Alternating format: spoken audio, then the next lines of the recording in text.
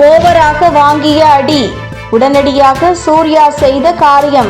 கசிந்த பல சுவாரஸ்ய தகவல்கள். தமிழக மக்கள் அனைவரையும் பெரும் அதிர்ச்சியிலும் அதிருப்தியிலும் ஆழ்த்தியுள்ள சம்பவம் கள்ளக்குறிச்சியில் நடந்த உயிரிழப்புகள். அதுவும் இந்த உயிரிழப்புகள் கள்ளச்சாராயத்தால் ஏற்பட்டது. கடந்த வருடம் விழுப்புரம் மாவட்டம் எக்கியார்குப்பம் பகுதியில் நடந்த சம்பவத்தை போன்று இந்த வருடமும் கள்ளக்குறிச்சியில் நடந்துள்ளது. கடந்த முறை கள்ளச்சாராயத்தால் 21 பேர் உயிரிழந்த பொழுது திமுக அரசு இனி இதுபோன்று நடக்காது, 18 வருஷங்களுக்கு பிறகுதான் இப்படி ஒரு விஷயம் நடந்துள்ளது, தீவிர கண்காணிப்புகள் மற்றும் நடவடிக்கைகள் மேற்கொள்ளப்படும் என பரபரப்பான நடவடிக்கைகளில் ஈடுபட்டது. இருப்பினும் இத்தனை வாக்குறுதிகளை கொடுத்து ஒரு வருடம் கூட முழுமையாக முடியாத நிலையில் கள்ளக்குறிச்சியில் கள்ளச்சாராயத்தால் கிட்டத்தட்ட 50க்கும் மேற்பட்டோர் உயிரிழந்து பெரும்பாலானோர் இன்னும் தீவிர சிகிச்சை பிரிவில் உயிருக்கு போராடி கொண்டிருக்கின்றனர். இதற்கு கடுமையான கண்டனங்களை தமிழக பாஜக மாநில தலைவர் அண்ணாமலை உள்ளிட்ட பல கட்சி தலைவர்கள் முன்வைத்து வர, திமுகவும் அதன் கூட்டணி கட்சிகளும் எதையும் பேச முடியாமல் வாயடைத்து பொதுவெளியில் தலை காட்டாமல் நமக்கும் இந்த மாநிலத்திற்கும் சம்பந்தமே இல்லாதது போன்று பாவனைகளை செய்து வந்தனர். அது மட்டுமின்றி முதல்வர் மு.க.ஸ்டாலின் கள்ளக்குறிச்சி சென்று பாதிக்கப்பட்ட மக்களை காணாதது வேறு, அப்பகுதியில் உள்ள மக்கள் மத்தியில் கடுமையான எதிர்ப்பலைகளை பெற்றுள்ளது.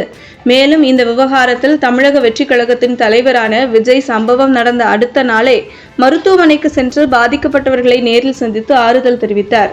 ஆனால் கடந்த ஆட்சி காலத்தில் திமுக எதிர்க்கட்சியாக இருந்த பொழுது சமூக பிரச்சனைகளுக்கும் சமூக நீதிக்கும் குரல் கொடுப்பதாக கூறிக்கொண்டு பல வேலைகளையும் போராட்டங்களையும் செய்து வந்தனர். குறிப்பாக நீட் விவகாரத்தில் தமிழ் திரையுலகின் முன்னணி நடிகர்களான சூர்யா, ஜோதிகா, ஜி.வி. பிரகாஷ், சத்யராஜ், இயக்குனர் ப. ரஞ்சித், நடிகர் கார்த்திக் மற்றும் சமுத்திரக்கனி என பெரும்பாலானோர் திமுகவிற்கு குடைபிடித்து வந்தனர். இவர்கள் மட்டுமின்றி மக்கள் நீதி மையம் என்ற ஒரு கட்சியை ஆரம்பித்து திமுகவை கடுமையாக விமர்சித்தும் எதிர்த்தும் வந்த கமலஹாசன் நடந்து முடிந்த தேர்தலில் திமுகவுடன் கூட்டணி அமைத்துக் கொண்டு தற்போது வாய்க்கட்டி வேடிக்கை பார்த்து கொண்டிருக்கிறார். இவர்களில் நடிகர் சூர்யா சமூக வலைதளங்கள் மற்றும் தனது படங்களின் மூலம் அதிமுகவை கடுமையாக விமர்சித்தும் திமுகவை ஆதரித்தும் பேசி வந்தார். ஆனால் அதே திமுக ஆட்சியில் தற்பொழுது இவ்வளவு பெரிய கோர சம்பவம் மற்றும் உயிரிழப்புகள் ஏற்பட்டு வருகிறது. இவர்கள் தரப்பில் ஒரு எதிர்ப்புகளும் முன்வைக்கப்படவில்லை. அப்பொழுது நிஜ வாழ்க்கையிலும் ஹீரோக்களாக திரிந்து வந்த இவர்கள் தற்போது எங்கு சென்று விட்டார்கள் என்று சமூக வலைதளம் முழுவதும் கடுமையான விமர்சனங்கள் முன்வைக்கப்பட்டது.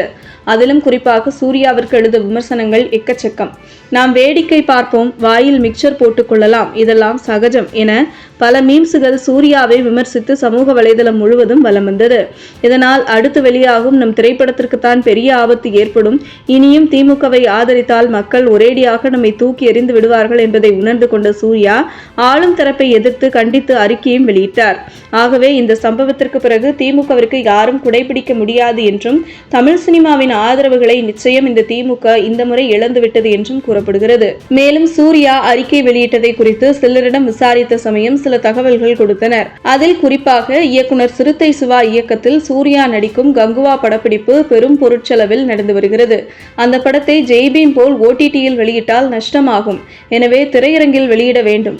ஆனால் இப்படி கள்ளக்குறிச்சி விவகாரம் திமுக அரசை எதிர்த்து பேசாத விவகாரம் என தொடர்ச்சியாக பின்னடைவுகள் தொடர்ந்தால் அது கங்குவா படத்தின் வசூலில் அடிவாங்கும். எனவே அறிக்கையாவது வெளியிட்டு தப்பித்துக் கொள்ளலாம் என சூர்யா குடும்பத்தில் உட்கார்ந்து பேசியதாகவும் சில தகவல்களை கசிய விடுகின்றனர் சினிமா விமர்சகர்கள். இதுபோன்று முக்கிய நிகழ்வுகள், அரசியல் தகவல்களை ஆழமாகவும் மாறுபட்ட கோணத்திலும் அறிந்து கொள்ள மறக்காமல் உங்கள் IND தமிழ் 24/7 பக்கத்தை பின்பற்றிக் கொள்ளவும்.